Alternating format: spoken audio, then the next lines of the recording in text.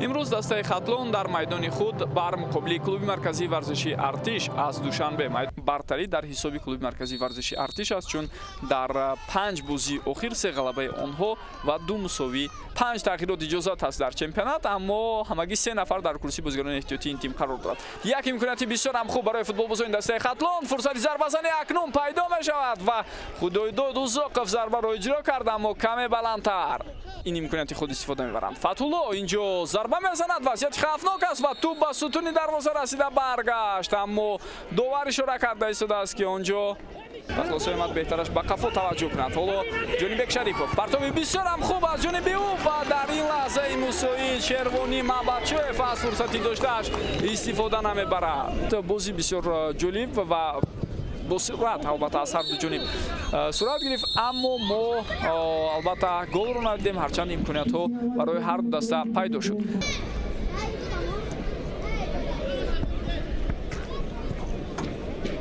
میتوان با البته انگشت حساب کرد و اکنون قسم دوم رقابت شروع میشه. کامرانی میزون نجات پس این نوبتی بسیار عمالی از جانب او فتح‌الله امکاناتی بسیار هم خوب با وجود میاد، ضربه رو میبینیم یا نه، پاس میدهد فتح‌الله در لحظه آخرین و اکنون معلوم میشود که توپ از میدان بیرون شده است. امکانات ضربه زدن هم باقی نماند برایش. باز یک رسالی توپ و چگونه امکانیتی عالی از دست میرود. نوریدین امراقلوف با توپ گذارشی بسیار هم خوب از جانب او، ضربه و در این لحظه ببینید که چگونه وضعیت مشکل برطرف میشود. دو بزرگ دسته خاتلون هم یک دیوار دیگری دفاعی را سازمان میدهند.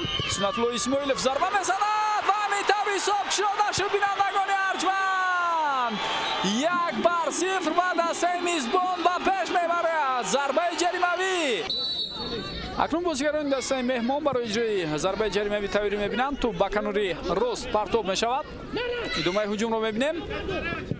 رسالی تو با داخل جریمه‌گاه فرصت خوب پیدا شد، ضربه و میتوان حساب 1-1. بینندگان ارجمند بالاخره از امکانات خود راست با داخل جریمه‌گاه بار دیگر میتوانید ببینید این وضعیتی به وجود آمده را.